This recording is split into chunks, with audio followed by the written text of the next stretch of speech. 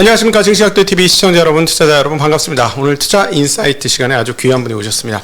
저하고 함께 연합인포맥스에서 월요일을 장식하셨던 우리 박종현 박사님 모셨습니다. 박사님 어서 오십시오. 네, 안녕하십니까. 네, 반갑습니다. 박종현 박사님 워낙 진행을 잘하셔서 월요일에 그대로 남고 저는 밀려서 수요일로 가게 되었습니다. 아유, 무슨 말씀이세요. 뭐 요일이 뭐 나눠진 거는 별로 좀 중요한 것 같진 않고, 근데 어쨌든 각도님하고 환상의 케미를 자랑했었는데 저희가 좀 헤어지게 돼서 오늘 약간 해단식 분위기입니까? 네, 그렇습니다. 너무 전문가들 중심으로 가는 게 조금 부담스러웠던 것 같아요. 그렇죠? 그렇죠. 왜냐하면 이제 다른 요일은 이렇게 MC랑 전문가인데 이제 저희끼리만 너무 몰려 있으니까 조금 이렇게 편중되는 그런 분위기도 아마 있었지 않았나. 그래서 좀 분산을 시켰습니다. 그리고 올해 상반기 내내 저희가 오랜만에 사실은 채권 베이스, 주식 베이스예요. 물론 이제 포트를 짜는 입장이죠. 저도 뭐 거기에 포트를 조금은 짜니까 뭐 물론 비교가 안 돼. 우리 박 박사님하고는 비교할 수 없습니다만은. 어쨌든 그런 입장이면 사실 같은 입장은 아닌데 올해 상반기에는 찰떡궁합으로 같은 입장이었어요. 시장 좋아질 거다. 그렇죠. 시장 좋아질 거다라는 거고 이제 하반기에 접어들면서부터 저는 뭐 일단은 상승장이 셌으니까 언제든지 숨고르기는 할 수 있고 근데 숨고르기라면 또 좀 보자 하는 입장이고 좀 미국장은 조금 헷갈려요. 이제 미국장은 좀 헷갈리고 한국장은 지금 완전히 광기장 한번 나왔잖아요. 부분적으로. 근데 너무 부분적으로 광기장이 나와서 이 광기장 조정하고 나서 승고를 끝나고 나면 언제든 다시 좀 움직일 수 있지 않을까 하는 생각인데 그 입장에서 조금 입장이 바뀌고 있습니다. 우리 박종현 박사님은 조금 보수적인 견해로 조금 완전히 돌아서는 분위기고요. 그래서 저는 이게 들어봐야 되는 시점인 것 같아요. 그러니까 입장이 조금 약간 달라요. 약간 다르니까 이런 입장은 어떤 입장인지 시청자분들이 들어보시고 자기 판단에 도움을 받으시면 좋지 않을까 해서 모셨습니다. 네. 그렇죠? 일단은 저희가 이제 상반기 연초에 시작할 때 상고하몰 이렇게 좀 합의를 봤잖아요. 일단 하반기는 모르겠고 상반기는 무조건 고다. 그래서 이제 각도기님하고 상당히 이제 좋은 그런 그 하모니로 이렇게 상반기 강세를 쭉 이끌어 오다가 하반기 즈음해서 이제 하몰이었으니까 이제 답을 내야 되는 시점이 왔잖아요. 왜냐면 사실은 하반기는 상반기가 어떻게 되느냐에 또 달려 있으니까 뭐 아직 상반기 끝나지도 않았는데 하반기 어떻게 된다 얘기하는 것도 사실 좀 약간 말이 안 되는 것 같고 그래서 일단 상반기 이제 강세를 쭉 보고 오다가 이제 하반기 될 때 즈음해서 저는 상반기가 워낙 강했기 때문에 그리고 이제 제가 생각했던 그 올해 시장의 강세에 대한 부분이 상당 부분 상반기에 좀 진행이 됐다라는 생각 하에 하반기는 기존에 생각했던 것처럼 조금 약간 보수적인 뷰로 바뀐 게 사실이고 상반기에 저희가 이제 나름대로 강세 뷰를 일치해서 봤는데 로직은 조금 각도님하고 저하고는 약간 다른 측면이었던 것 같아요. 이제 저는 어쨌든 매크로를 주로 보는 사람이니까 상반기에 제가 주로 강세로 봤던 이유는 사실 저는 딱 하나였거든요. 미국의 물가가 빠르게 떨어질 거다.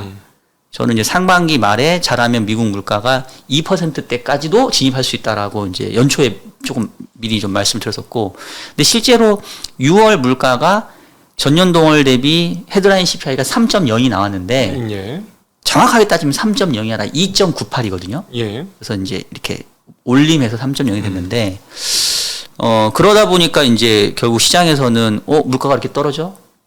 인플레이션 끝났네? 그럼 연준은 이제 금리 인상 멈추고, 빠르면 연내 금리나 하겠네? 라는 게 사실 상반기에 한동안 있었던 그 시장의 기대였잖아요. 근데 이제 저는, 상반기에 떨어진 물가 하락은 좀 일시적이다. 하반기에는 물가가 다시 반등할 수 있으니까, 상반기에 그 좋았던 어떤 유동성의 흐름이 하반기에는 좀 바뀔 수도 있겠다. 이제 그런 차원에서 저는 하반기를 좀 보수로 봤던 건데 조금 최근 흐름들이 제가 당초 예상했던 흐름과 좀 비슷하게 가고 있어서 역시 하반기는 좀 보수로 보는 게 맞지 않겠냐라는 게 일단 제가 생각하는 큰 그림 속에서 얘기였었습니다. 저는 개인적으로 그렇습니다. 저는 뭐 올해 강세장 간다고 생각했는데 딱 하나 걸리는 게 전고점을 돌파할 가능성의 장인가? 에는 의문이에요. 근데 지금 분위기 전고점을 돌파할 듯 또 보이는 강세장이 사실 7월 초까지 연출됐지 않습니까? 그러니까 조금 부담되더라고요. 올해 아무리 좋다고 해도 미국 나스닥 전고점, 그다음에 S&P 전고점 돌파하는 게 옳은가? 좀 그거는 좀 심한 거 아닌가? 이런 생각이 드는 거예요. 네. 그래서 저는 그 부분에서는 조금 지금 주춤은 하고 있어요. 개인적으로. 네. 자, 그러면은 그 하반기 물가가 상승한다라고 네. 보는 이유를 좀 설명해 주시면 좋을 것 같아요. 일단은 이제 기본적으로는 그 미국에서 인플레이션이 40년 만에 나타났잖아요. 작년에 봤던 미국 인플레이션이 뭐 전년동월 대비 헤드라인이 9.1을 기록을 했는데 네. 이게 정확하게 1972년 이후에 처음 보는 물가였단 말이에요. 그러다 보니까 기본적으로 저는 물가 상승이 어떤 그 구조적인 요인들을 좀 깔고 있다. 그러다 보니까 이게 숫자 노름에 의해서 물가가 다시 하락은 할 수 있어도 근저에 깔려 있는 구조적인 물가의 상승 압력들이 워낙 강하기 때문에 기저효과가 사라지면 다시 물가는 조금 올라가는 압력이 생길 거다라고 이제 봤었던 거고, 그 작년 6월부터 올해 6월까지가 흔히 말하는 기저효과가 이제 물가를 떨어뜨리는 구간이었죠. 왜냐하면 작년 6월에 물가 상승률 9.1이었고 네. 올해 6월이 그래서 3.0 나타난 거고, 또 특히나 공교롭게도 작년 6월에 유가의 평균 가격이 작년 6월이 한 125불 정도. 네. 근데 올해는 65불 정도. 예. 그러니까 정확하게 유가의 가장 높은 수준을 기록했던 게 작년 6월이고 예. 또 최근 가장 낮은 수준을 기록했던 게 올해 6월이에요. 예. 이제 그런 어떤 테크니컬한 부분들 때문에 지난 1년 동안 이제 물가가 빠르게 떨어졌다고 생각을 했는데 네. 이제 6월을 넘어서 7월 가게 되면 이제 그런 기저효과는 이제 사라지잖아요. 그럼 결국 이제 근저에 깔려 있는 이 인플레이션의 압력이 다시 영향을 미칠 거라고 보는데, 어떤 게 이제 구조적인 요인이냐면 뭐 여러 가지가 있는데 첫 번째 가장 크게 생각하는 거는 이른바 그 세계 경제의 블록화가 저는 좀 의미가 있는 것 같아요. 네. 뭐 쉽게 얘기하면 예전에 중국이 저가의 그 노동력과 어떤 그 생산 설비를 통해서 저가품을 쏟아냈는데, 지금은 이제 미국과 중국이 저렇게 대립하다 보니까 옛날처럼 이제 세계화가 진행이 돼서 싸게 생산해서 뭐 미국이 사주고 뭐 이런 구조들이 지금 깨지고 있잖아요. 네. 그러니까 좋게 얘기하면은 리쇼어링인데 나쁘게 얘기하면 각자 알아서 생산하자. 그럼 결국은 비교 우위에 따라서 예전처럼 뭔가 이렇게 생산 가격을 줄여가는 그런 흐름들은 조금 지금은 좀 끝난 거 아니냐. 뭐 나중에 다시 이제 복원될 수 있다 하더라도 그게 이제 첫 번째 크고, 두 번째 구조적인 요인 중에 하나가 저는 ESG 환경도 참 영향을 많이 미친 것 같아요. 네. 특히나 ESG 환경은 이제 유가하고도 연관이 되는 것 같은데, 그 ESG를 강조하면서 우리가 2050년까지는 탄소 중립이니까 탄소 배출, 순배출을 이제 제로로 가야 되잖아요. 네. 그러다 보니까 이제 화석 연료에 대한 투자를 못 해야 되는데, 그냥 직관적으로 얘기해 보면 지금 유가가 다시 85불이잖아요. 근데 지금 경제의 구조나 이 실물 경제에서의 수요로는 85불 가격은 저는 좀 아닌 것 같거든요. 네. 경제에만 반영하면 한 3, 40불 정도 돼야 된다고 생각을 합니다. 그렇게나 많이? 왜냐하면 지금 정도 뭐 경기가 계속 둔화되는 흐름이었고 중국 경제도 아직 회복도 못했고, 네. 그러면 예전에 보게 되면은 이 정도 그 경기 여건 안 좋을 때 거의 유가는 그 정도까지 떨어졌던 것 같거든요. 네. 뭐 심할 때는 마이너스까지도 갔었으니까 뭐 그건 이제 코로나에 의한 요인이긴 했지만, 네. 근데 그럼에도 불구하고 지금 유가가 높은 수준을 유지하고 다시 올라가고 있는 거는 결국은 이 산유국들이 헤게모니를 쥐고 있는 것이고, 특히나 최근에 사우디가 이제 또 자체 감산도 하고 있잖아요. 그렇죠. 근데 왜 이제 이게 가능하냐면, 예전에는 기억을 떠올려 보시면 유가가 5, 60불만 돼도 미국의 셰일 가스들이 막 이렇게 셰일 오일들이 막 이렇게 쏟아져 나왔잖아요. 그렇죠. 그러니까 흔히 말하는 경쟁 업체들이 있는데, 지금은 유가 80불 됐는데 미국의 셰일 업체들이 뭐 생산 늘린다는 얘기 들어본 적 있으신가요? 리그 숫자는 그냥 그렇습니다. 늘질 않잖아요. 617개인가? 예. 지난번까지 확인했을 때는. 요즘 저도 확인을 잘 안 하고 있는데. 네네. 네, 늘지 않았어요. 그러니까 왜냐하면 지금 미국 내에서 특히나 바이든 행정부가 들어온 이후로 이제 친환경을 강조하다 보니까 그런 화석 연료에 대한 개발에는 지금 거의 추가적인 투자가 못 이루어지고 있거든요. 그러니까 그러다 보니까 뭔가 좀 경쟁적으로 생산해 줘야 되는 미국의 셰일 기업들이 상대적으로 보수적이다 보니 예. 오히려 이 오펙의 기존의 전통 산유국들이 계속해서 헤게모니를 가지고 공급을 쥐락펴락하고 있는 거 아니냐. 네. 이것도 저는 상당히 구조적인 변화인 게 아닌가. 사실 뭐 좌초 자산이라는 표현을 썼죠. 이거 만들어서 몇 년 지나면 아예 못 써먹기 때문에 네. 안 된다. 그리고 차라리 신재생에 투자를 하자. 네. 그런 쪽으로 사실은 저는 이제 신재생을 얘기할 때 그런 생각은 들었어요. 아 이게 그 단위당 비용이 올라가겠구나. 단위당 비용이 올라가면서 이게 높은 그 에너지 발전 단가가 좀 유지가 되겠구나. 평균 발전 단가가 좀 올라간 상태로. 네네. 물론 이제 풍력 같은 경우 잘하면은 뭐 페러티 이하로 떨어졌다는 표현을 하지만 그래도 쉽지 않을 것 같다. 뭐 이런 생각 많이 들었거든요. 네. 그럼 확실히 ESG 관련 부분도 영향을 미칠 수 있을 것 같습니다. 그러니까 예전보다는 에너지를 우리가 좀 값비싸게 지금 이제 대가를 치르고 있는 거죠. 네. 값싼 에너지 수요가 이제 에너지 공급이 없다. 그 부분도 하나의 구조적인 변화 같고, 그다음 마지막 요인이 노동시장의 네. 구조적인 변화입니다. 특히나 그게 이제 코로나를 통해서 이제 많은 그 급격한 변화가 진행된 것 같은데, 우리가 한때 이제 미국에서 뭐 대사직의 시대, 네. 그레이트 레지그네이션 뭐 네. 이래가지고 흔히 말해서 시니어 계층들이 이제 갑자기 이제 은퇴를 많이 해버렸잖아요. 그러니까 한 5, 6년 더 일하실 수 있는 분들이 아니 괜히 직장 나가가지고 코로나 걸리면 나 죽을 수도 있는데 미국에서는 상당히 많은 그 시니어 계층들이 돌아가셨잖아요. 네. 이제 그러다 보니 이분들이 이제 많이 퇴사를 하셨고, 그 다음에 이제 방역이 강화되다 보니까 해외에서 노동력들이 공급이 잘 안 됐죠. 네. 뭐 이른바 이제 그 무역 장벽, 뭐 진입 장벽 하면서 이제 특히 트럼프 시절에 상당 부분 이런 이민에 대해서 막아놨는데 바이든 행정부 들어서 풀어주려 했더니 코로나가 발생하니까 이게 쉽지 않았고. 네. 그리고 뭐 우리나라도 마찬가지인데 그 불법 이민자들도 꽤 많이 있었을 거예요. 근데 이거 방역을 이렇게 하고 있는데 들어올 수가 없지 않았겠습니까? 네.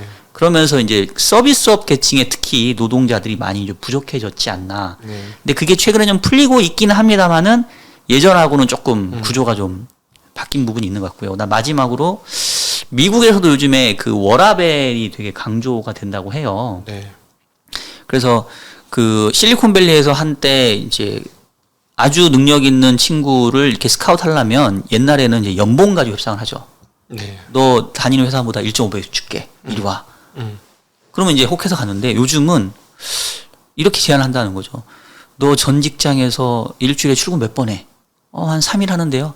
아, 우리 회사는 2번만 하면 돼. 내지는 우리 회사는 1번만 하면 돼. 네. 아니면 네가 출근하고 싶을 때만 출근해. 네. 이런 조건으로 뭐 많이 바뀌고 있다는 거죠. 그러다 보니까 워라밸을 강조하는 그런 어떤 최근의 그런 흐름 자체 때문에 옛날에는 100명을 데리고 일해야 되는 업무량이 이제는 100명이 아니라 120명밖에 120명을 데리고 일해야 그 생산성이 나오는 거죠. 노동 생산성. 그래서 그런 부분들이 노동에 대한 그 수요는 되게 많이 늘어났는데 네. 노동에 대한 공급은 그렇게 빨리 늘어나지 않은. 네. 그래서 결국은 지난주 금요일에도 확인했던 것처럼 단적으로 노동 시간이 떨어져요. 근데 임금 상승률은 또 올라요. 4%대 나왔죠. 예, 이게 사실 되게 안 맞는 흐름이거든요. 네.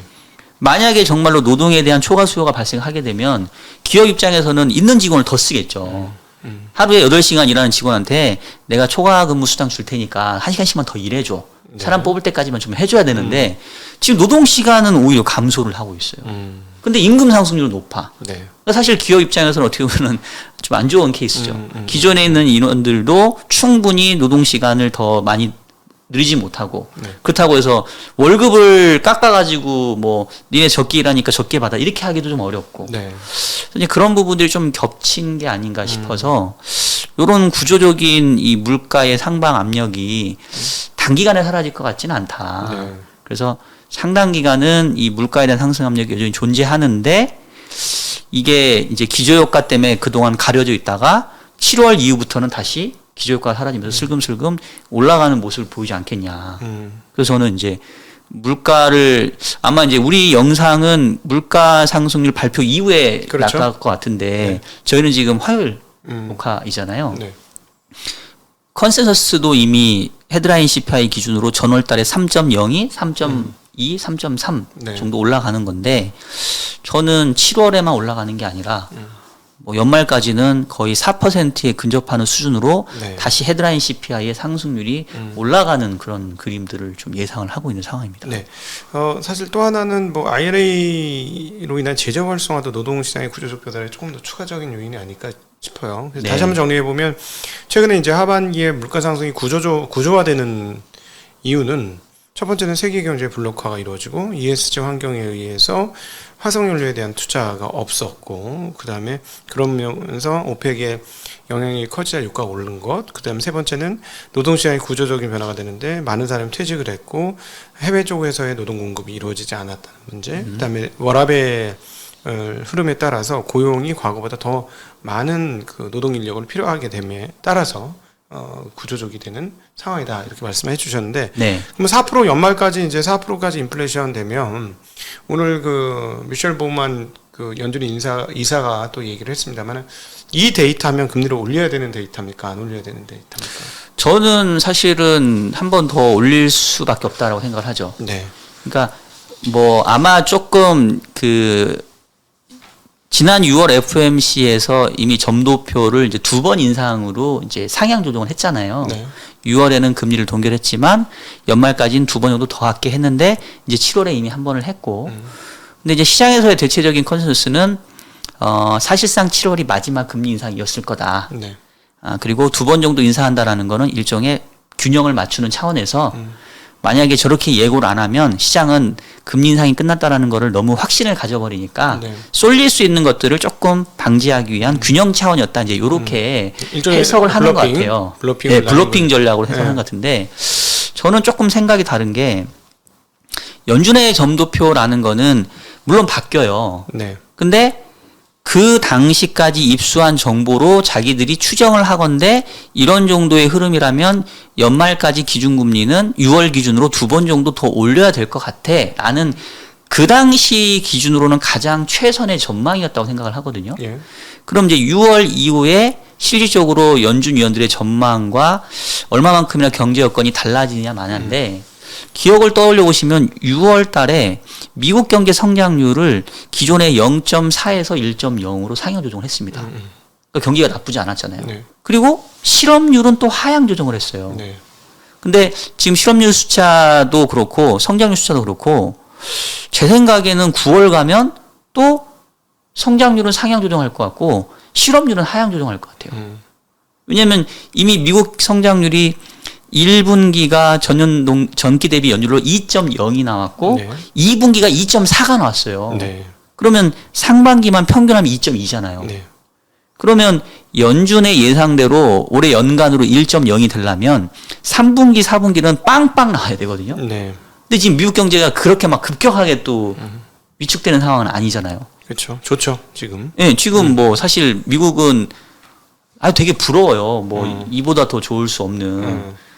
그래서 어쨌든 연준의 당초 예상보다 성장률은 또 상향 조정돼야 되고 실업률 지난주에 나온 게 또 3.5로 또 떨어졌잖아요. 3.6에서 3.5로. 네. 네. 그러면은 지금 제가 정확한 숫자는 기억 안 나는데 연간 실업률이 거의 3% 후반 정도였었던 것 같긴 하거든요. 네. 하여튼 높아요 지금보다. 근데 지금 당장 뭐 실업률이 급등할 위험도 지금 안 보이거든요. 그러면 성장률 예상보다 높아, 실업률 예상보다 낮아. 네. 근데 물가는 목표치였던 2%를 향해 달려가다가 다시 꼬리를 들고 올라가. 네. 그러면 금리를 안 올리는 게 이상하지 않을까요? 오늘 이제 인사들이 미셸 보만은 좀 강성 이야기를 발언을 했고 데이터 네네. 보면서 하겠다, 다 데이터 보면서 하겠다는 얘기는 하는데 네. 뭐 근데 한번 올리는 것도 뭐 가능하다라고 얘기를 했고, 반면에 이제 시카고의 오스턴 굴수비라든가 네. 오스턴 굴수비 맞나? 굴수비와 네네. 그다음에 이제 그 뉴욕 연은 총재 이 쪽에서는 여기서 만약에 금리를 그 인플레이션이 떨어지는데 금리를 현재 상태로 유지하는 거는 너무 높게 금리를 가져가는, 실질 금리가 너무 높아지는 거다, 또 이렇게 얘기를 했어요. 네네. 아마 격전이 벌어지지 않겠습니까 이번에? 그럴 것 같아요. 그러니까 지난번까지는 그래도 거의 만장일치였는데 아마 이제 한 번 정도 더 하는 금리 인상은 제가 봤을 때는 스플릿된 형태로 의사결정이 나올 것 같긴 한데, 근데 사실 중요한 거는 기준금리가 여기서 한 번 더 인상되냐 안 되냐도 물론 중요하죠, 결과론적으로. 네. 근데 사실 시장에 더 영향을 미치는 거는 시장 금리의 흐름일 거거든요. 그러니까 결국은 그 최근에 미국채 장기 금리가 좀 빠르게 올라오고 있잖아요. 네, 많이 올랐습니다. 저는 그게 결국은 야 이렇게 되면은 금리 인상 사이클이 끝난 게 아니라 다시 기준금리를 올려야 되는 환경 아니야? 내지는 정말로 이 고금리 환경이 장기화되는 거 아니냐? 이런 인식이 저는 반영되고 있다고 생각을 해요. 네. 그래서 저는 오히려 시장 금리의 움직임이 그동안에는 금리 인상 사이클이 끝났다라고 닫아놓고 그러면 이제 언젠가 될지 모르지만 금리 인하지 이러면서 결국은 기준금리보다 이미 장기금리가 너무 낮았던 거잖아요. 그렇죠. 기준금리 상단이 5.5인데 미국채 10년짜리 금리가 3.6 이렇게까지 떨어졌었으니까 근데 최근에 올라온 게 한 4.1이에요. 네. 근데 여전히 기준금리 상단하고는 상당한 격차가 있죠. 네. 그래서 적어도 기준금리를 인상할지 안 할지는 정말로 그 뭐 하프 앤 하프, 넥 앤 넥, 뭐 영어로 얘기하면 비등비등 할 것 같긴 한데 적어도 금리 인상 사이클이 끝났다. 이제는 뭐 머지않아 금리 인하다라고 반영했던 시장 금리가 야 이렇게 될 정말 이게 아닐 수도 있겠는데 금리 한 번 더 올릴 수도 있겠는데 내지는 지금의 고금리가 꽤 오래 갈 수도 있겠는데 이런 경제 환경을 반영하면서 이제 시장 금리가 반등하는 저는 오히려 그게 우리가 핵심적으로 논의해야 될 상황일 것 같아요. 네. 자, 그럼 일부의 미국의 전반적인 거시경제와 물가 상황들을 봤을 때 전반기에 봤던 비유가 바뀔 수밖에 없는 상황이다라는 얘기를 했고, 자, 이제 바로 2부로 넘어가서 한번 얘기를 해보죠. 이제 미국의 국채 금리에 대한 이야기를 해볼게요. 네. 한국 최고의 채권 전문가죠. 특별히 해설과 설명에 있어서 타의 추정부로. 네. 명백합니다. 저도 박정훈 박사님 이렇게 그 채권 강연을 들으면서 공부를 했던 기억이 나기 때문에 네. 한국 최고의 전문가다. 아유, 부끄럽습니다. 네. 예, 더 전문가 많기 때문에. 그렇게 쉽게 설명할 수 있는 거는 완벽하게 소화하지 않으면 그렇게 쉽게 설명할 수 없다. 일반인이 짝짝 귀에 이렇게 붙을 정도로. 네. 그래서 채권 얘기를 한번 해보겠는데 분위기가 저도 요즘에 저희 이제 아침 방송 결이 조금 뭐랄까 항상 이제 주식을 하는 사람들은 세상을 긍정적으로 보잖아요. 네. 그리고 미래를 좋을 거라고 장밋빛으로 보는 성향들이 있는데 조금 이렇게 뭐랄까 태도가 좀 강성이 약해졌어요. 그 이유는 뭐냐면 장기물 금리가 꿈틀꿈틀거리면서 이상해진 거예요. 네, 그렇죠. 10년물 금리도 움직이지만 30년물 금리가 더 높아져 있어요. 네. 되게 웃기는 거예요. 이번에 처음에 나타난 현상 10년물 금리보다 30년 금리가 더 높다. 오늘도 여전히 10bp 이상 더 높은 상황들이 네. 유지되고 있는 그런 모습인데 자 이거가 저는 보기에 수급 문제가 있고 발행 네. 문제가 있는 것 같아요. 네네. 그러니까 즉 미국에서 장기부채를 많이 발행해야 된다는 발행 이슈, 네. 공급이 너무 많다는 이슈와 공급은 많은데 사줄 세력이 없다. 네. 1번 그다음 중국. 네. 저는 이렇게 구도를 짜니 이게 정말 애매하고 이상한 상황이라 이게 도대체 무슨 일을 어떻게 벌이게 될지 금융시장에 네. 굉장히 큰 의혹이거든요. 네네. 일단 먼저 미국 재무가 1조 달러 3분기 발행하기로 했는데 네. 사실 소화를 못할 수준은 아닌 거잖아요. 아, 그럼요. 예. 소화 못할 수준은 아니고요. 그러니까 뭐 결국은 가격을 결정하는 가장 단순하고 심플한 논리는 수급이잖아요. 네. 그러니까 채권의 발행이 많아진다는 얘기는 채권의 공급이 늘어나니까 결국은 채권 가격이 떨어진다는 얘기겠죠. 그렇죠. 즉 쏟아지는 채권 발행 속에서 채권을 투자해야 되는 사람 입장에서는 야 이거 다음 주 가면은 또 발행 또 나오는데 뭐하게 낮은 금리에 이거를 채권을 사주냐. 나 보면은 이번에는 입찰에 참여 안 할래. 난 차라리 다음 주에 참여할래. 네. 뭐 이런 형태로 계속 가게 되거든요. 그러면 그렇죠.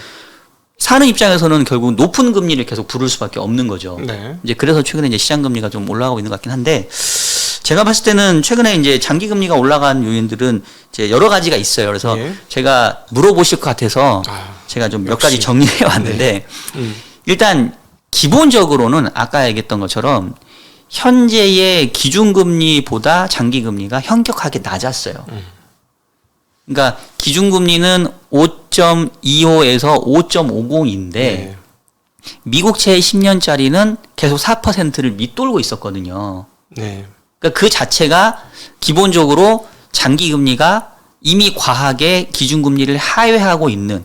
그러니까 우리가 주식에서 밸류에이션 지표를 뭐 PER, PBR로 삼는다고 한다면 채권에서 밸류에이션 지표를 꼽으라고 한다면 가장 심플한 게 기준금리 대비 스프레드거든요. 네. 왜냐하면 짧은 채권 금리보다 긴 채권 금리가 더 금리가 낮다는 얘기는 우리가 흔히 말하면 시간이 지나면 갈수록 이제 역캐리가 발생한다는 얘기예요. 네. 그래서 밸류에이션 상에서 장기 금리가 너무 낮게 형성되는 그런 부분이 이미 있었던 그게 제가 봤을 때는 가장 기본으로 깔고 네. 그 상태에서 말씀하셨던 것처럼 이제 공급이 늘어난다 하니 가뜩이나 기준금리보다 장기금리가 너무 낮았는데 네. 갑자기 공급이 늘어난다고 하니까 그래서 이제 금리가 상승하는 압력도 있었고 그 다음에 또 앞서 얘기했던 것처럼 금리 인상 사이클이 7월이 마지막이었다라고 안심하고 있었는데 최근에 경제 상황이 꽤 괜찮고 그리고 아직 물가 지표가 나오지 않았지만 저같이 전망하는 사람들이 조금씩 늘어나겠죠. 네. 야, 이거 미국의 물가가 다시 오를 수도 있을 것 같아.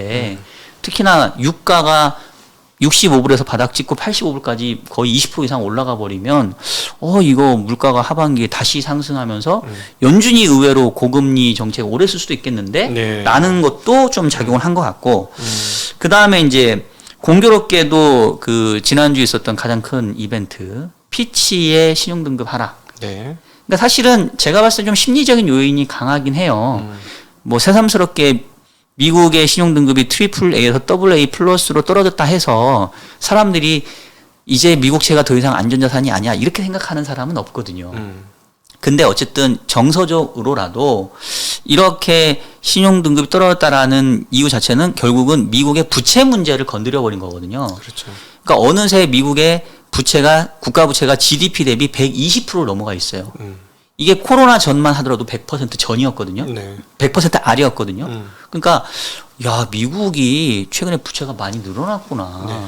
그러면서 미국 자체가 지금 그 부채 늘어난 거에 대한 이자 부담도 많이 늘어나고 있거든요. 네. 그러니까 결국은 크레딧 관점에서 봤었을 때는 미국이 채권자로서 예전에 비해서는 채무 상환의 의지나 어떤 능력이 좀 약화되어 있는 거죠. 빚이 더 늘었으니까. 그렇죠. 예.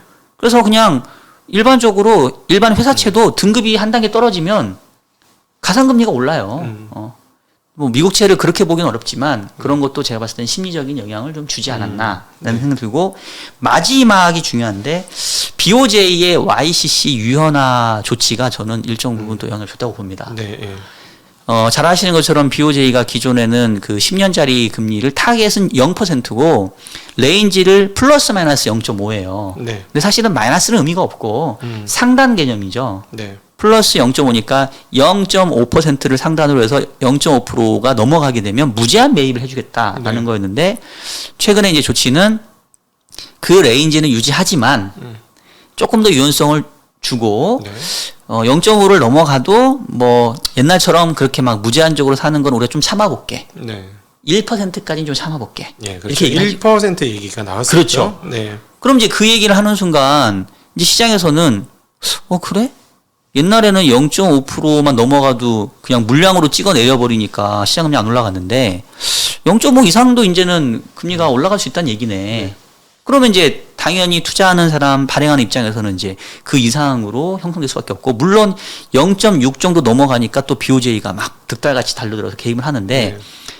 개입을 하지만 옛날처럼 0.5까지 찍어 누르진 않죠. 지금 0.60이에요. 예. 0.65에서 찍어 눌러서 0.60. 그렇죠. 그러니까 0.5까지 찍어 내리진 않는다고요. 네네. 그러니까 1%까지 유연성을 좀 열어둔 거죠. 그리고 일본이요. 물가 상승률이 일본이 지금 3%대가 이미 됐어요. 근원이 3.1이에요. 예. 3.2인가? 네. 유일하게 지금 글로벌리 실질 금리가 여전히 마이너스인 나라예요. 다른 나라는 다 지금 플러스권 올라왔는데. 네. 그러니까 일본도 성장률 올라가고 주가 올라가고 물가 올라가는데 누가 그러면 일본 국채를 살려고 하겠어요. 네. 당연히 수요가 감소하면서 시장 금리도 이러한 물가나 전반적인 경제 환경에 맞춰서 상향 조정되는 게 맞죠. 네. 그게 시장의 작동 원리죠. 그걸 이의적으로 BOJ가 이렇게 억압했던 거고 네. 그래서 이번에도 정책 유연성을 얘기하면서 시장의 작동 원리가 조금 이렇게 네. 원활하게 돌아갈 수 있게끔 시장 기능을 회복시켜주기 위해서 한다라고 했단 말이에요. 그러니까 시장 기능이 회복된다는 얘기는 지금의 일본 경제 상황을 생각해 보면 일본 금리가 올라야 정상이에요. 네. 그렇죠. 근데 이제 너무 급격하게 올라가면 안 되니까 이제 중간중간 개입을 할 거고 점차적으로 1%까지 열어둘 건데 어쨌든 이제 이러면서 이제 그럼 무슨 문제가 생기게 되냐면 우리가 뭐 많이 얘기를 했겠습니다만은 엔캐리 트레이드 자금을 좀 자극할 수 있죠. 네.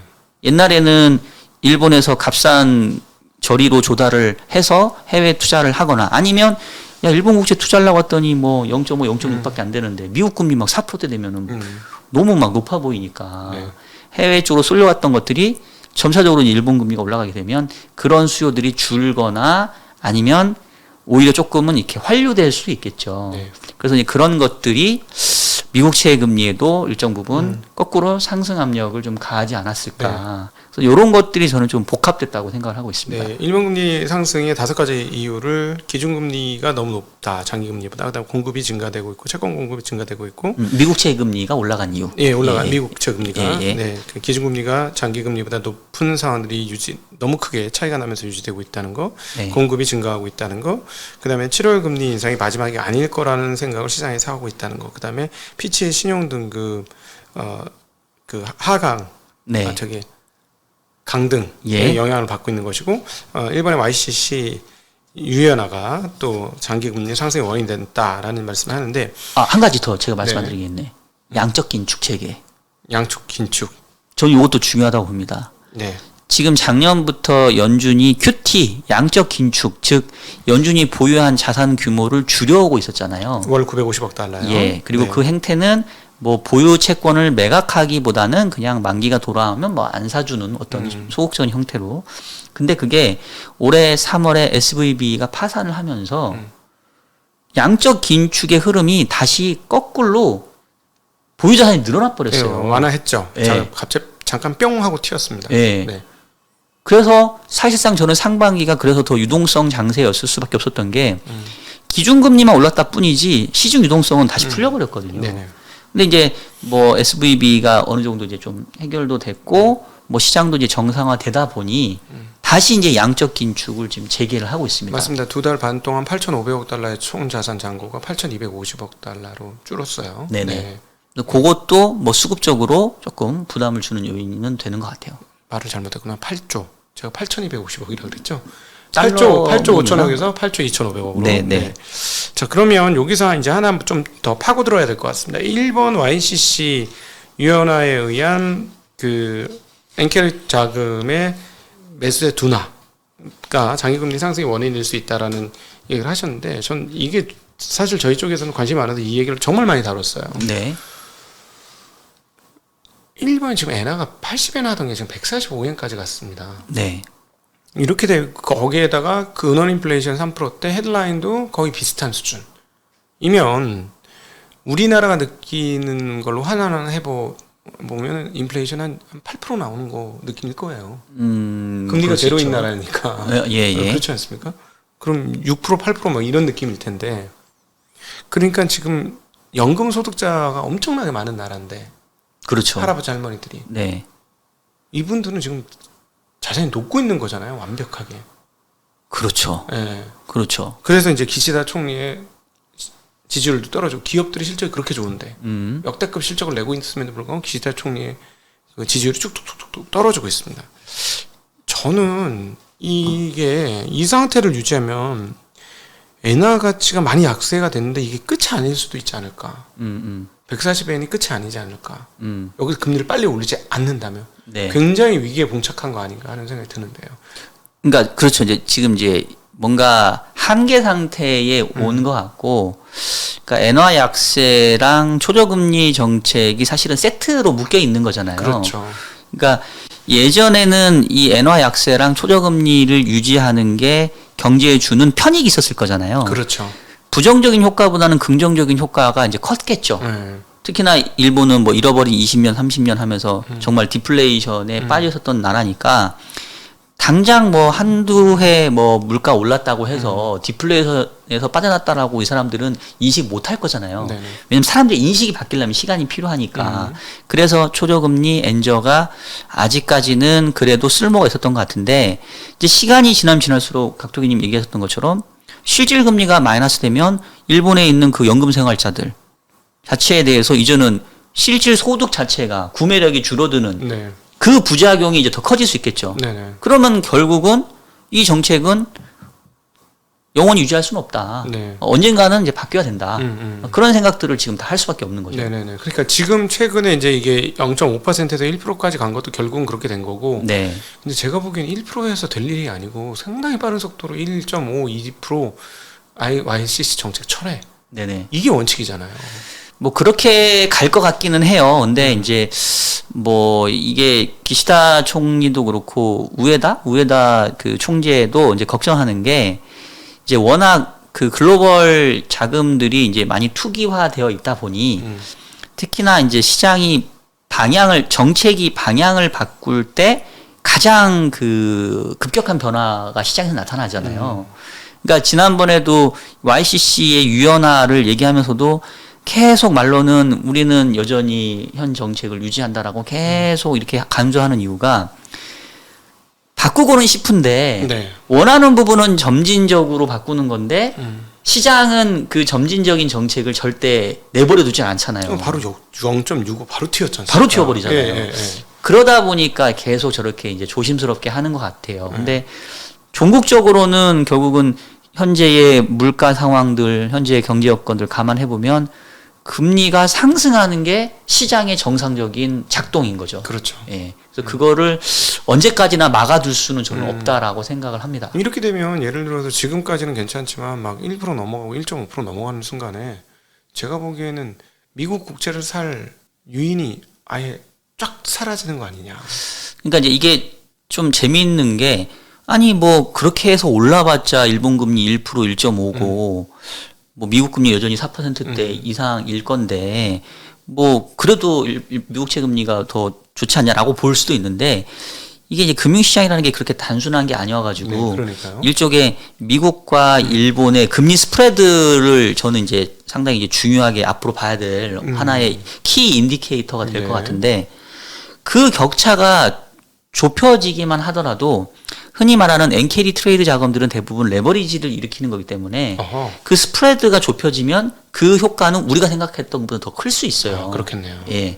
그래서 예를 들면 미국채가 4%고 지금 뭐 일본채가 0.5%면 스프레드가 3.5%잖아요. 근데 얘가 3.5가 예를 들어 3%만 3%로 0.5% 포인트만 줄어도 네. 우리가 보기에는 뭐 그게 얼마나 큰 차이야라고 볼 수 있지만 이거를 레버리지를 일으켜 가지고 캐리 트레이드를 하는 애들에게는 네. 0.5%가 마이너스인 거죠. 그렇죠. 예. 네트 포지션을 보게 되면 네트인데 그걸 뭐 5배 올리면은 2.5%가 손해인 거지. 뭐 그럴 수, 예, 그러니까 뭐 그렇게까지 정확하게 떨어지진 않다 하더라도 예. 그래서 이 격차가 좁혀지는 거는 분명히 큰 타격을 줄 수 있는 수준이라고 생각을 하고 이게 이제 사실 채권 시장에만 저는 한정되는 악재는 아니라고 생각을 합니다. 그렇죠. 저는 오히려 위험 자산에 훨씬 더 부담이 될 것 같아요. 네네. 왜냐하면 상반기의 장이 미국에서는 AI, 한국에서는 그 2차 전지라고 하는 일종의 트리거가 있었긴 했지만 네. 이러한 종목들이 정말로 훨훨 날아갈 수 있었던 거는 그만큼 유동성이 많이 풀려 있었기 때문이라고 생각을 하거든요. 그러니까 휘발유들이 많이 이미 뿌려져 있었고 부싯돌을 붙인 부싯돌이 됐던 건데 네. 휘발유가 이제 줄어들고 이제 이게 뭐 사라져 버리면 아무리 부싯돌을 붙여도 불이 옛날처럼 크게 나지는 않을 거라고 보거든요. 네. 그래서 그런 관점에서 글로벌 유동성이 만약에 이 NK 트레이드 자금들이 환류되거나 청산이 되면 저는 물론 채권 금리도 튀겠지만 훨씬 더 세게 얻어맞을 거는 오히려 위험자산분들이 될 수 있기 때문에 향후에 우리가 좀 지켜봐야 될 키 인디케이터 중에 하나가 바로 미국채 금리와 일본 국채 금리의 스프레드다. 네. 이렇게 좀 보고 있습니다. 이런 강의를 어디 가서 듣겠습니까? 여러분 증시각도기 오셨으니까 가능해요. 왜냐하면 이거 받아줄 수 있는 대담자가 한국에 거의 없어요. 그렇죠. 뭐 저도 이런 얘기를 어디 가서 쉽게는 못했던 것 같아요. 이거 연합인포에서에서 가서도 안 하신 거잖아요. 그러네요. 뭐 이거를 누가 물어본 사람이 없어가지고. 그럼 네. 누가 물어보겠어요 이런 얘기를. 아, 그렇죠? 역시 각도기님 수준이 아니, 높은 질문을 아니 해주시고 그러니까 있으니까. 반 대중 채널에서 네. 그러니까 반 좀 세미 대중 채널에서 이런 얘기 할 수가 없지 거의. 그래서 너무 감사하고요. 자 그러면 중국이요. 저는 그런 측면에서 중국에 자꾸 미국 그 관리들을 보내는 게 저는 그렇게 해석하거든요. 저의 음모론인데 미국 국채 세일즈 해야 된다. 이거 지금 수급이 너무 딸린다. 이거 네네.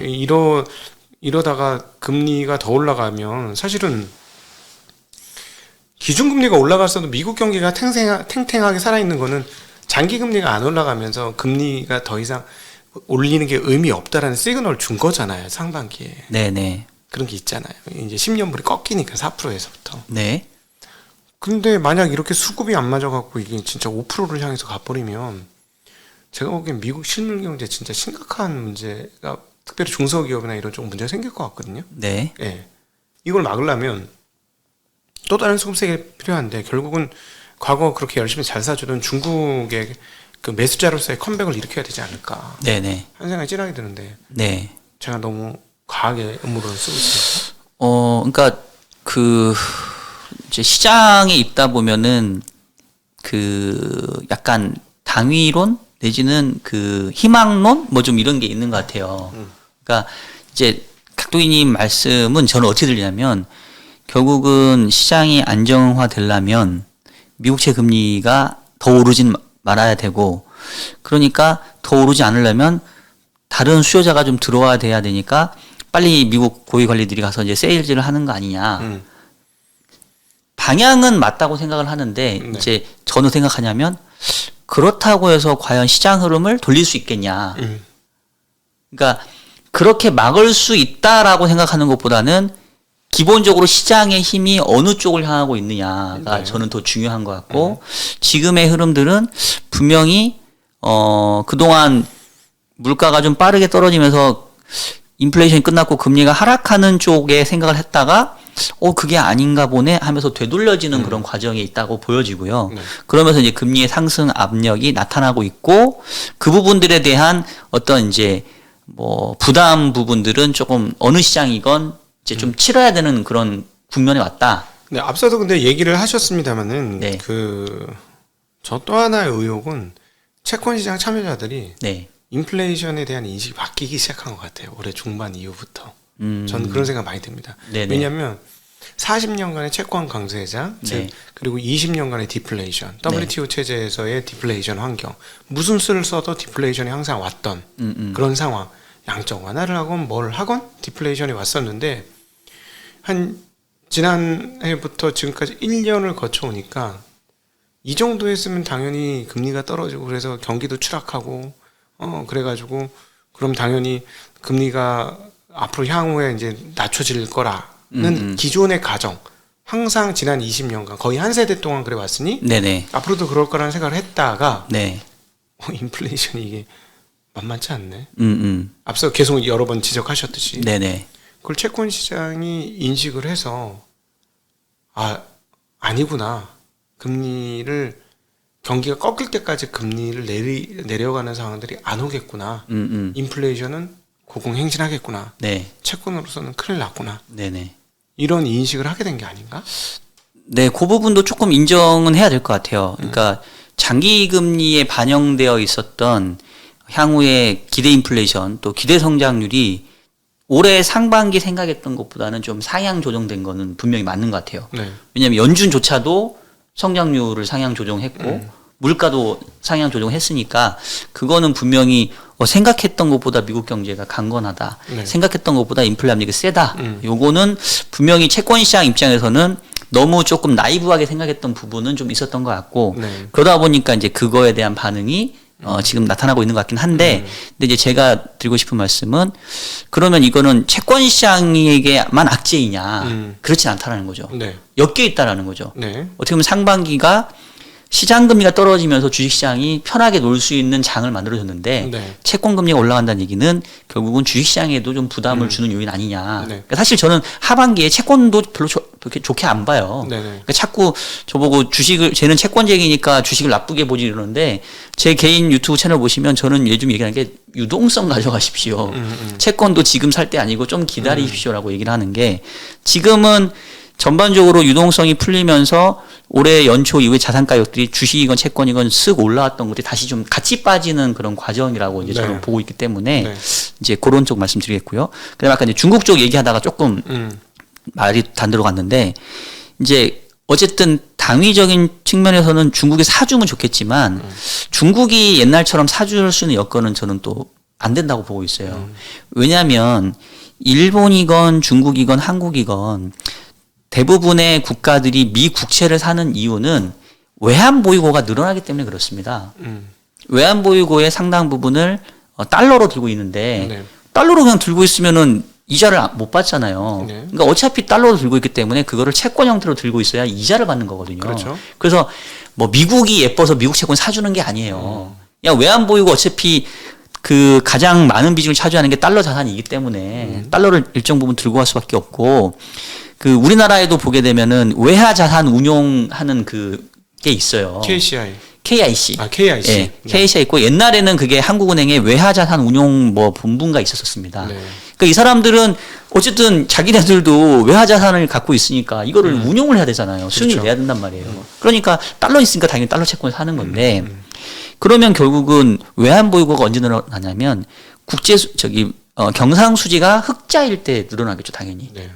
대부분 해외에서 달러가 들어올 때 이게 이제 원화로 풀릴 때 한국은행이 이제 개입을 해줘가지고 달러를 받아줄 거 아니에요. 네. 그러면 이제 그 달러를 외환보유고에 이제 집어넣는 거죠. 네. 그리고 원화 풀리는 거는 적절하게 통환체를 발행한다던가 뭐 RP를 한다던가 해서 유동성을 환수하고 네. 이거를 바로 이제 불태환 정책 뭐 이렇게 얘기를 하거든요.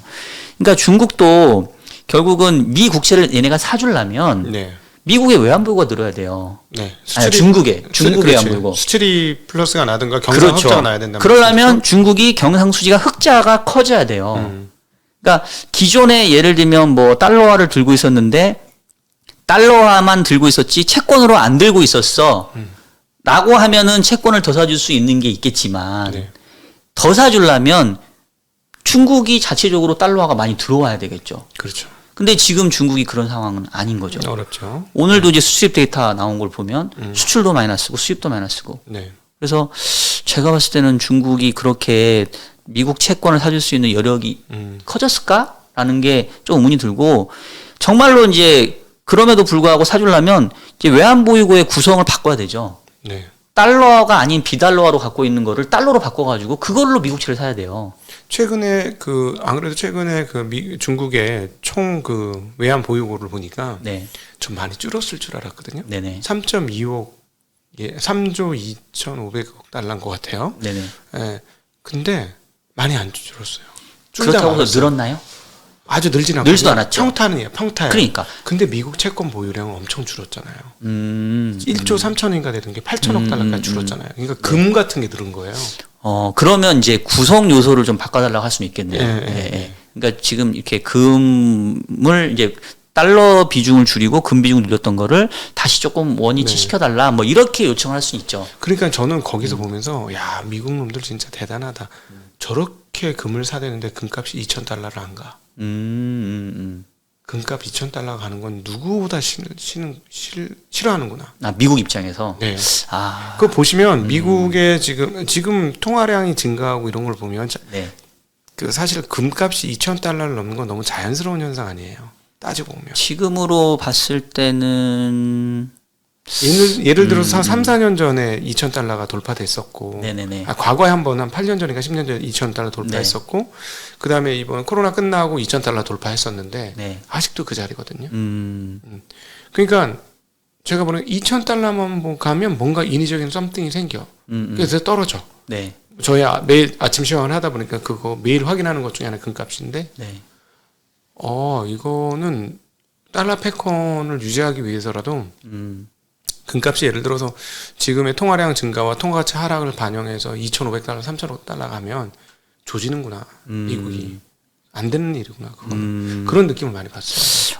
금 가격과 또 이 중국의 외환 보유고의 어떤 변화. 이 부분은 제가 그렇게까지는 깊게 생각을 못 했는데 네. 저도 한번 그런 관점에서 한번 데이터를 한번 좀 살펴보도록 하겠습니다. 예. 하여튼 좀 신기해요. 그 금값이 안 오르는 게 이해가 안 되는 거. 상식적으로 올라야 되는 거니까. 네. 네. 역시나 정말 중국에 대해서 이렇게 잘 정리를 해 주셔 가지고 너무 감사합니다. 자, 오늘 제목은 주식 채권 다 팔고 현금 확보하라 이렇게 하셔도 될 것 같아. 네. 이렇게 너무 또 세게 가면 안 되는데. 네. 다 팔고 빼고 그냥 주식 채권 팔고 현금 보유하라 이렇게 하면 되겠네. 그러면. 그러니까 그런 것 같아요. 이제 이게 저도 사실은 리서치를 12년 하고 리서치를 한 15년 하고 네. 이제 운용하는 거는 2018년부터니까 사실 저도 5년밖에 안 됐어요. 네. 아직 운용력으로서는 정말로 이제 걸음마를 막 뗀 이런 그 미천한 경력이기 때문에 뭐 저도 여전히 운용하면서 이제 배워가는 입장인데 이제 그런 것 같아요. 이게 뭔가 항상 이렇게 극단으로 쏠리는 부분은 이게 별로 좋지는 않았던 것 같아요. 네. 그래서 제가 지금 뭐 다른 투자자분들께도 그렇고 이제 저 스스로도 얘기를 하는 게 말 그대로 이제 비중 조절인 거죠. 네. 그동안 이제 주식이나 채권 쪽의 비중, 그러니까 저는 이제 유가증권을 운용하는 총괄이기 때문에 저는 주식도 운용하고 채권도 운용을 하거든요. 근데 옛날에는 주식 비중도 높고 채권 비중, 그러니까 유동성 최소화 시켜놓고 주식도 좀 많이 사고 채권도 많이 샀는데 하반기는 예전에 비해서는 주식도 조금 덜 가져가고 채권도 가능하면 좀 주의선을 좀 줄여가지고 좀 금리 상승에 대한 민감도를 좀 줄여놓고 네. 대신 조금 현금 유동성 이제 기관들은 이제 MMF나 MMD나 CP 단기 CP 같은 거를 통해서 마치 버핏이 그 단기 유동자금 가져가잖아요. 네. 현금 유동성 및 현금 대가성 뭐 자금 이런 것처럼. 그래서 저도 지금 현금에 상응하는 그런 자산의 비중을 조금 높여서 가져가고 싶은 거예요, 하반기가. 네. 극단적으로 주식 다 팔고 뭐 채권 다 팔고 뭐 이런 것보다는. 왜냐면 제가 이렇게 전망을 했다 해서 또 시장이 그렇게 간다는 보장은 없으니까. 네. 근데 어쨌든 저희처럼 운용을 하는 사람들은 평균 매수 단가를 낮춰가는 작업. 네. 그리고 평균 매도 단가를 높여가는 작업을 계속 꾸준히 해야 되잖아요. 네. 그러니까 이제 지금 상황에서는 기존에 좀 이익 났던 거는 좀 익절해서 조금 줄이고 네. 다시 조금 유동성 확보해서 조금 싸게 살 수 있는 기회를 하반기에는 좀 기다려보겠다. 네. 이런 관점입니다. 네. 그리고 이제 장단기 제가 국채 금리의 그 어떤 역전 현상이 이렇게나 오래 지속되는데 네. 미국 경기가 이렇게 탄탄하다. 여전히 구직자보다는 구인이 1점 거의 6배 여전히도 네네. 아직까지도 그렇게 많은 상황이 유지되고 있으니 네. 이게 도대체 이번에는 틀린 거 아니냐. 이 소프트 랜딩 하겠다는 연준의 말이 그대로 맞아 들어가는 거 아니냐 했으니 그런 말씀을 드렸더니 아니다. 평균치 아직 도달하지 못했다. 그렇죠. 라고 말씀하셨습니다. 거기에 대해서 조금 더 설명을 해주시고 그러면 네. 앞으로 올해 내년도 상반기 정도 지나면 네. 예를 들어 내년 한 2분기에는 미국 경기 드디어 침체 쪽으로 빠져 들어간다. 네네. 이렇게 봐야 되는 것인지. 일단은 뭐 지금 이제 미국의 장단기 금리 차가 향후에 경기 침체의 어떤 선행 지표다라는 거에 대해서 저는 여전히 신봉하는 입장이고 그래서 뭐 또 유명한 책이 있지 않습니까? 금리는 경제의 미래를 알고 있다. 네, 아주 명저입니다. 채권 공부하실 분은 반드시 읽어야 되는데 네. 금리는 경제의 미래를 알고 있다. 저도 네. 읽었어요. 네. 부끄럽습니다. 꼭 읽어보셔야 되는 책 중에 네. 하나입니다. 근데 이제 그런 거거든요. 이제 단기 금리보다 장기 금리가 낮다라는 거는 단기 채권도 살 수 있고 장기 채권도 살 수 있잖아요. 펀드 매니저는 채권을 운용하는 사람은. 네. 근데 예를 들면 하루짜리 금리가 5.5인데 왜 10년짜리 금리를 4%에 사냐 이거죠. 하루짜리 금리 5%는 10년 동안 매일매일 5%로 투자해야 10년 수익률이 5%인 거고 10년짜리 4%는 그냥 사도 그냥 10년까지 4%가 보장되는 거예요. 그렇죠. 그러니까 장기 채권 금리를 10년짜리를 4%에 사는 그 매니저의 생각은 하루짜리 금리가 지금은 5.5인데 언젠가는 그게 뭐 1년이 지날지 2년이 지날지는 모르겠지만 5.5가 아니라 4%, 3%, 2%쭉 떨어질 거야. 네. 그래서 그거를 평균 내보면 지금 10년짜리를 4.0에 사는 게 오히려 더 나을 거야라는 생각을 하는 거거든요. 네. 그리고 그 생각의 근저는 결국은 현재의 금리 수준이 미국 경제가 장기간 감당하지 못하는 수준이라고 보는 거예요. 그렇죠. 그리고 실질적으로 아니 미국의 잠재 성장률이 2%도 안 되는데 정책 금리가 5% 중반이라는 얘기는 이거는 누가 봐도 과한 금리예요. 다만 지금 경제 여건이 워낙 괜찮으니까 버티고 있는 거지. 그렇죠. 그래서 결국은 그 채권 수익률 곡선이 역전돼 있다는 얘기는 언제일진 모르겠지만 몇 년 내에는 결국은 기준금리가 빠르게 떨어질 정도의 경기 환경이 될 거야. 그게 물가가 안정이 돼서든 뭐 경기가 안 좋아져서든 네. 그래서 이제 그런 것들을 좀 반영하고 있다고 보는 거고요. 결국 그 과거에도 놓고 보면 항상 물가가 경기에 선행할 수밖에 없어요. 그러니까 물가는 후행 변수거든요. 네. 그래서 지금은 뭐 계속 인플레이션이 좀 하반 경기성이 강하지만 지금의 경제 여건이 다시 좀 안 좋아지면 다시 또 물가는 끌려 내려올 수밖에 없다고 보여집니다. 네. 그래서 저는 여전히 장단기 금리 차가 역전되어 있다는 거는 향후 경기 침체에 대한 강력한 시그널이라고 보는 거고 다만 이제 과거에 보니까 장단기 금리 차를 뭐로 볼 거냐에 조금씩 다르긴 하는데 대부분 많이 이제 얘기하는 게 미국채 2년하고 10년 그렇죠. 스프레드를 얘기하는데 사실은 저는 미국채 3개월과 10년의 스프레드를 좀 더 신봉하는 사람이에요. 네. 그래서 3개월과 10년짜리의 스프레드 기준으로 보면은 역전이 시작된 게 정확하게 2022년 10월입니다. 네.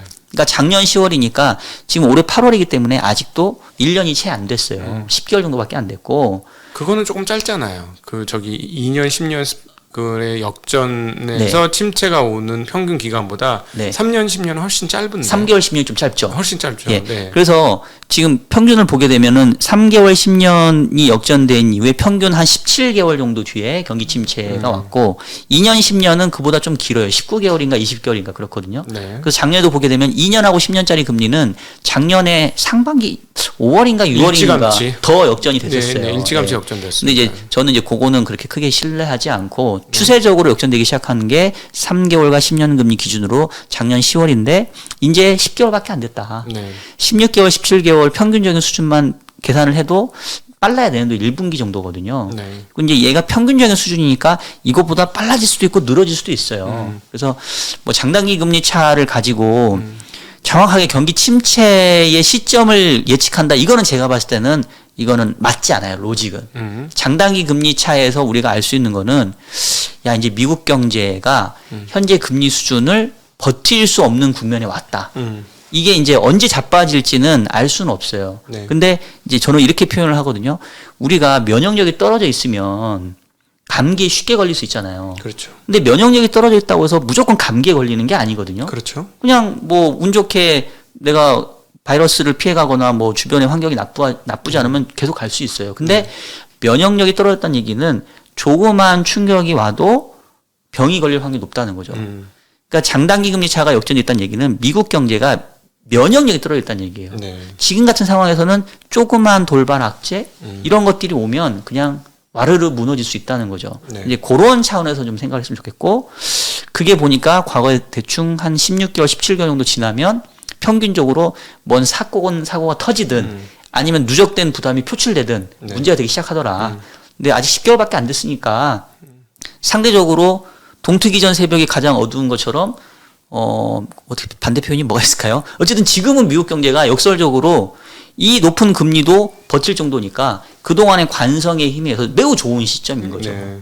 근데 지금이 오히려 이제 가장 강한 그 미국 경제의 흐름을 이제 지나가고 있는 상황이기 때문에 조심해야 된다. 네. 언제일지는 정확히 모르더라도. 그리고 대충 평균 수준으로 봤을 때는 내년도 1분기 정도를 조금 우리가 그 디데이로 삼을 볼만 하다. 네. 꼭 정해져 있지는 않지만. 뭐 그래서 그런지 모르겠습니다만 버핏이 최근에 현금 보유 비중을 극단적으로 많이 늘렸고요. 다시 한번. 네네. 그리고 또 하나 버핏이 나는 그래도 신용등급이 하락하는 거 그런 거 별로 신경 안 쓰고 미국 국채에 대한 달러에 대한 믿음은 난 그대로 유지한다. 네. 라고 하면서 달랑 3개월짜리 국채를 그건 현금이지. 그렇죠. 그게 바로 현금이죠. 그 3개월 국채를 샀다는 건 현금을 보유했다는 얘기나 진배 없는. 저는 그렇죠. 그렇다고 그렇죠. 보거든요. 예. 네. 그래서 저도 이제 버핏이 최근에 이제 아마 오늘 나온 것 같은데 버크셔 해서웨이가 주가가 사상 최고치를 경신을 한 날이더라고요. 네.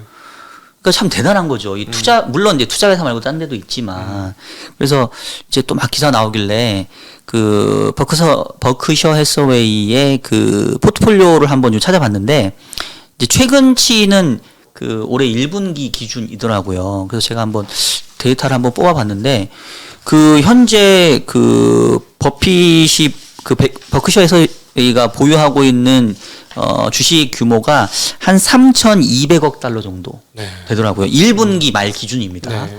근데 그 당시 기준으로 보니까 현금 및 현금성 자산이 1,270억 달러. 네. 그러니까 총 자산의 한 28%, 30% 정도를 1분기에 현금으로 들고 있었더라고요. 네.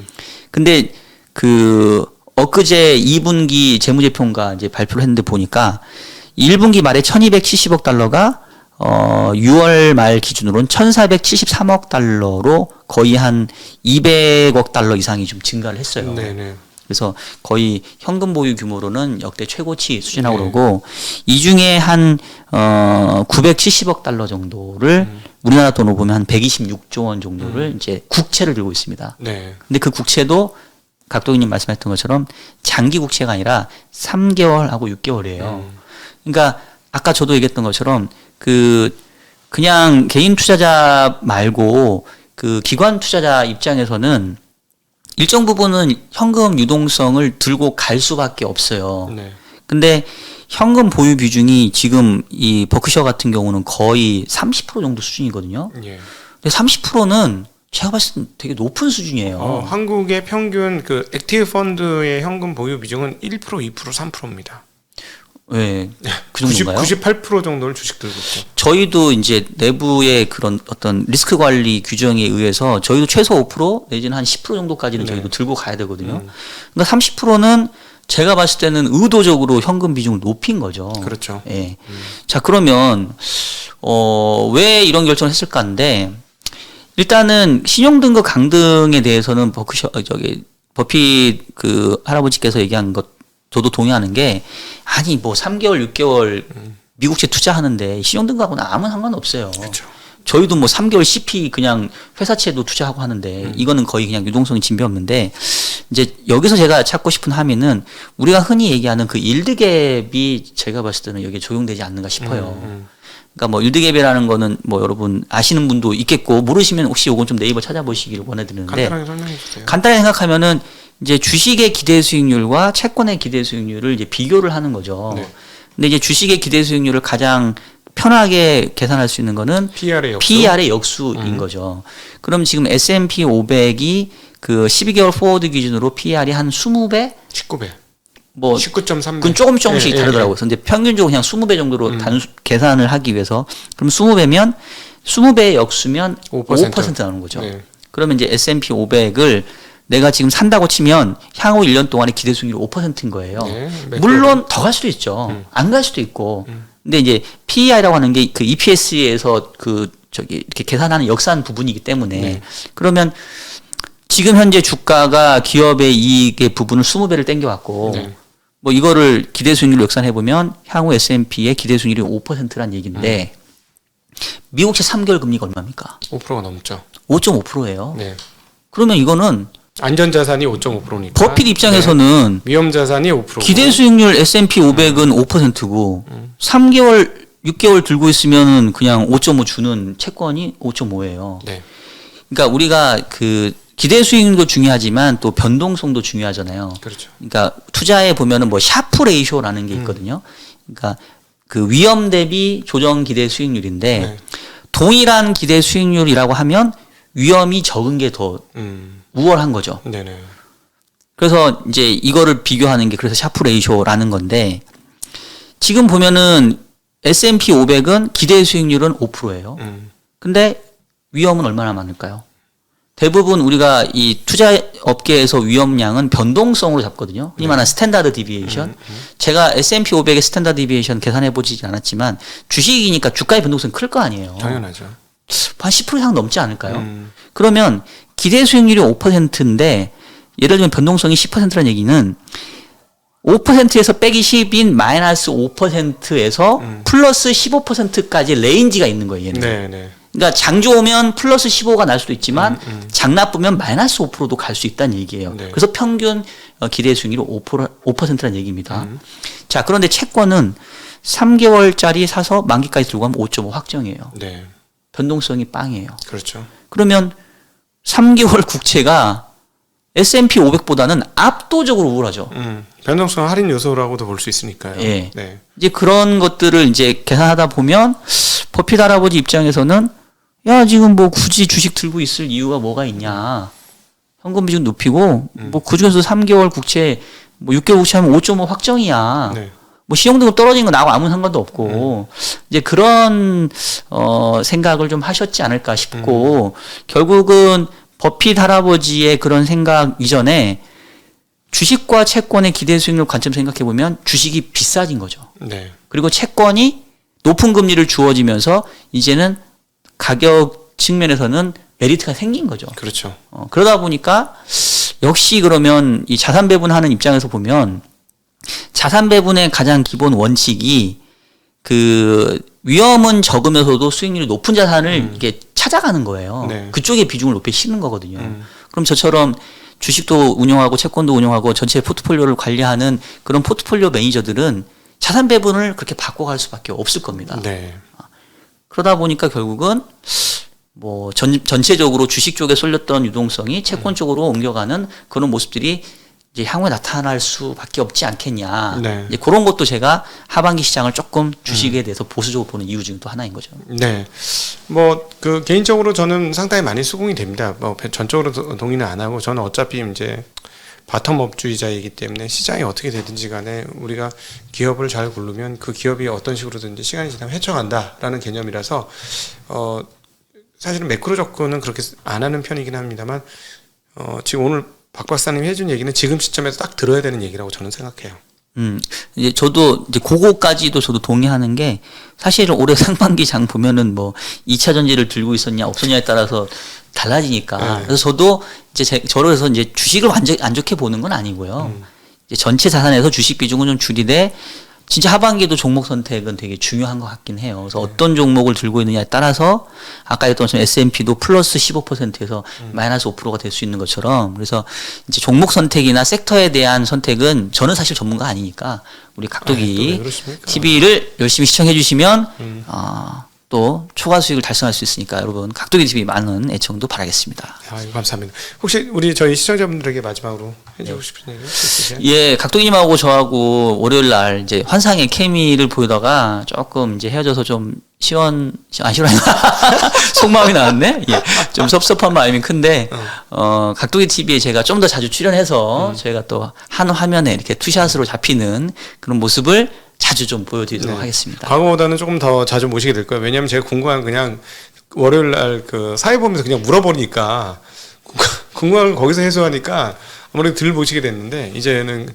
그렇게 물어볼 자리가 없으니까 아무래도 조금 더 자주 여러분 뵙지 않을까 싶습니다. 네, 오늘 중요한 시점입니다. 중요한 시점에서 사실은 올해는 거시가 하나도 중요하지 않았어요. 제 개인적으로는. 상반기까지는. 네. 근데 갑자기 조금 이상해지는 거예요. 채권 금리가 튀면서 뭔가 좀 이상해요. 그래서 좀 이해하고 넘어가야 되는 시점인데 이 부분에서 가장 설명을 잘해 주실 수 있는 한국의 최고의 그 채권 해설가 우리 박종현 박사님 IBK 연금보험의 그 박종현 박사님 모시고 재미난 이야기 들어봤습니다. 함께 해주신 분들께도 감사 인사 드리겠습니다. 인사드립니다. 고맙습니다. 고맙습니다.